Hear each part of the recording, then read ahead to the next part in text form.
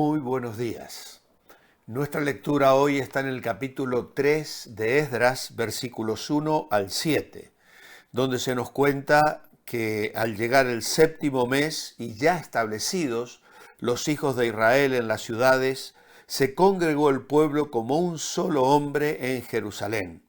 Entonces se levantaron Jesúa, hijo de Josadac, con sus hermanos, los sacerdotes, y Zorobabel, hijo de Salatiel, con sus hermanos, y edificaron el altar de Israel para ofrecer sobre él holocaustos, como está escrito en la ley de Moisés, hombre de Dios.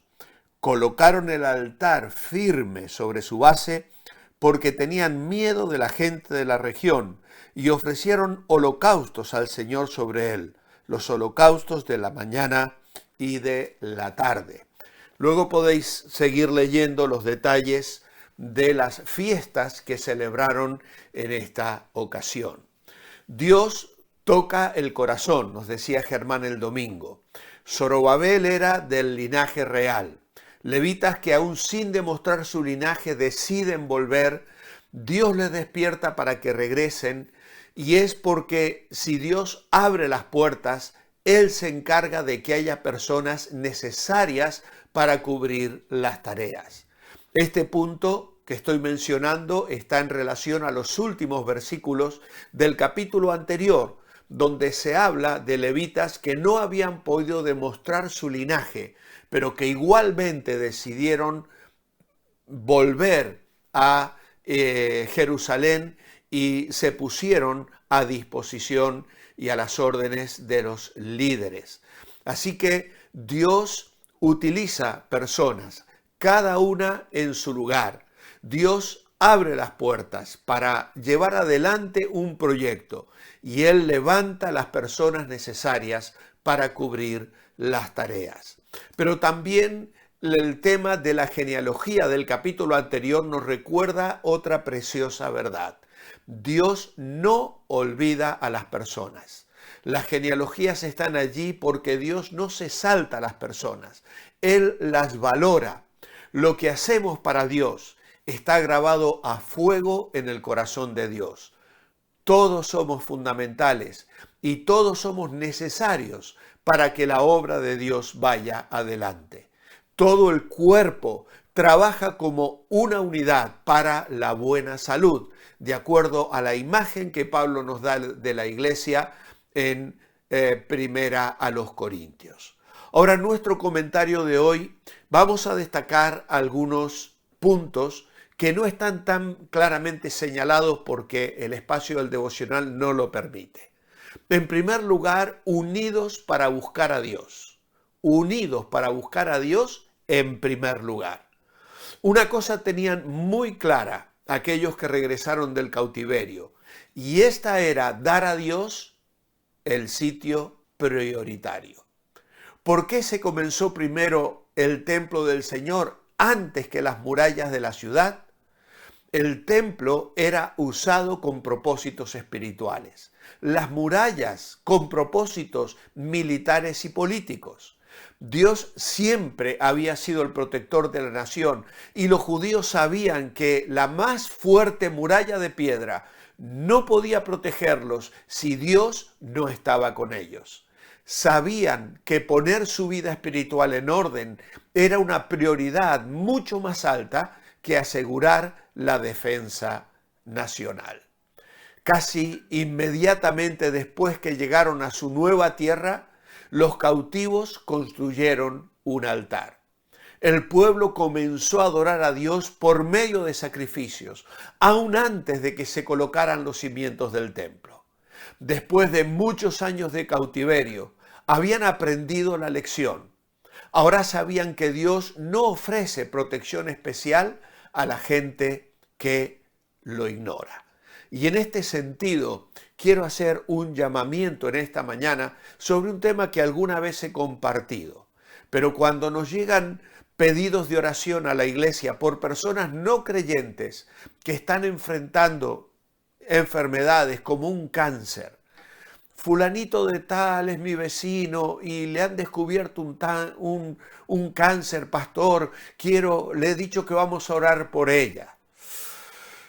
Está bien orar por ella, pero yo me pregunto, ¿esa persona reconoce su necesidad espiritual o simplemente está pidiendo sanidad física? Y si supera ese cáncer, ¿va a entender que Dios la ha curado?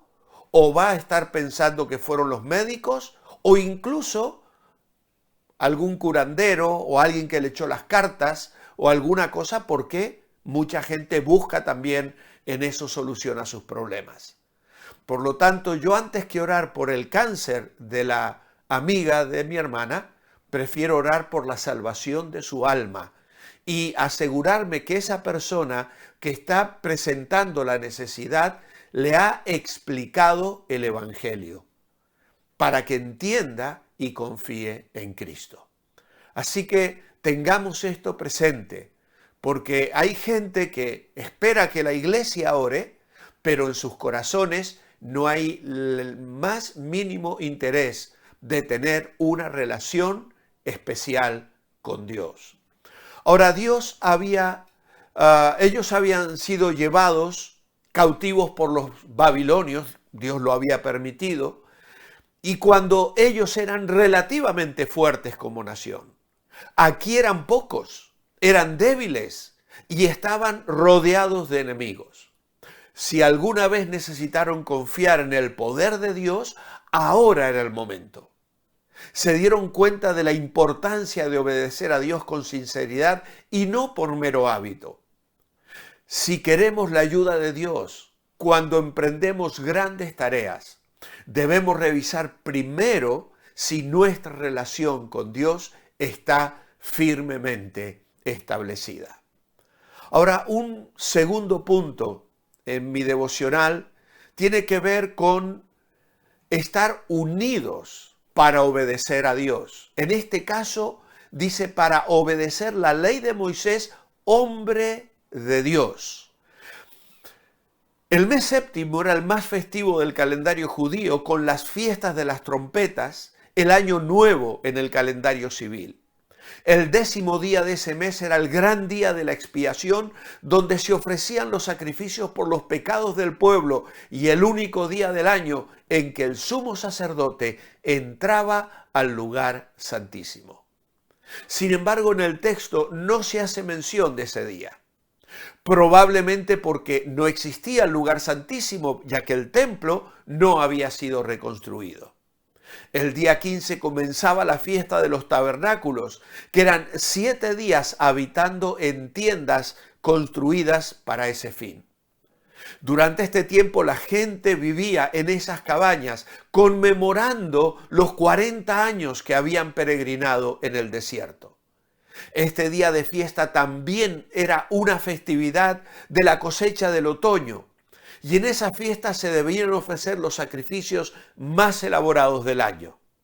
En Números 29, Moisés escribió los reglamentos para los sacrificios que se debían hacer en esas fiestas.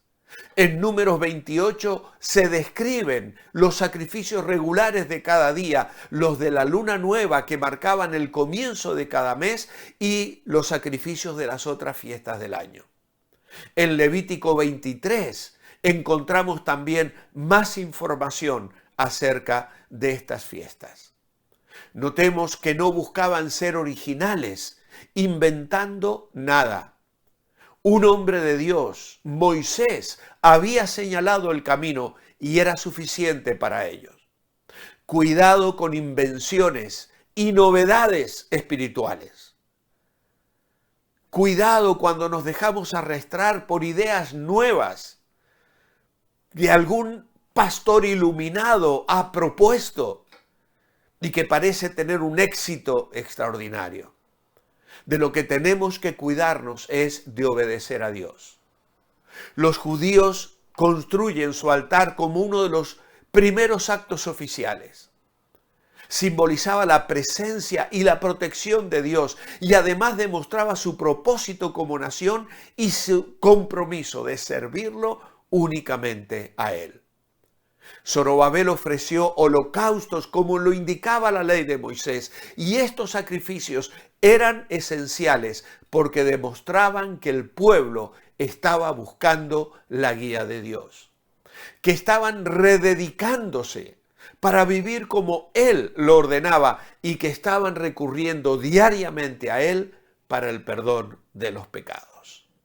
Finalmente, un tercer aspecto es que estaban unidos para enfrentar las amenazas de los enemigos.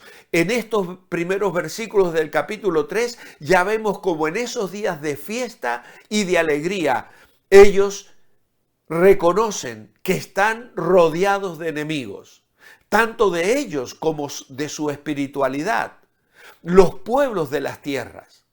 Los judíos tenían temor de ser atacados por un pueblo que los rodeaba, un grupo mixto cuyos antepasados habían sido conquistados por los asirios, extranjeros que habían sido forzados a volverse a establecer en el reino del norte después de que Israel fuera derrotado y su gente fuera llevado en cautiverio en el año 722 a.C.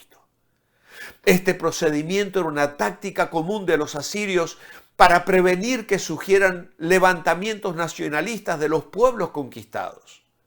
Algunas de las personas que se volvieron a establecer en Israel habían emigrado hacia el sur de Jerusalén y pensaron que los cautivos que regresaban representaban una amenaza para la posesión de la tierra que ellos querían administrar.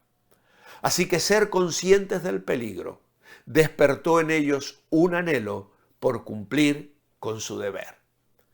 El mejor uso que podemos hacer de nuestros temores es que esto nos ayuden a ponernos de rodillas y buscar a Dios. El reconocer nuestra debilidad nos lleva a saber que en Dios encontraremos la fortaleza y el auxilio necesario para alcanzar la victoria en cada una de nuestras vidas. Mi oración escrita esta mañana es: amado Padre, necesito sabiduría y discernimiento espiritual para darte siempre el primer lugar en mi vida, en mi hogar y en mi iglesia. Atentos a la astucia de un enemigo poderoso y cruel, quiero refugiarme en tu amor y vivir así bajo tu protección cada día. En tu nombre, amén. Os espero mañana viernes para despedir esta primera semana con nuestra nueva guía devocional, Volver a empezar. Mientras ese momento llega, manteneos bendecibles.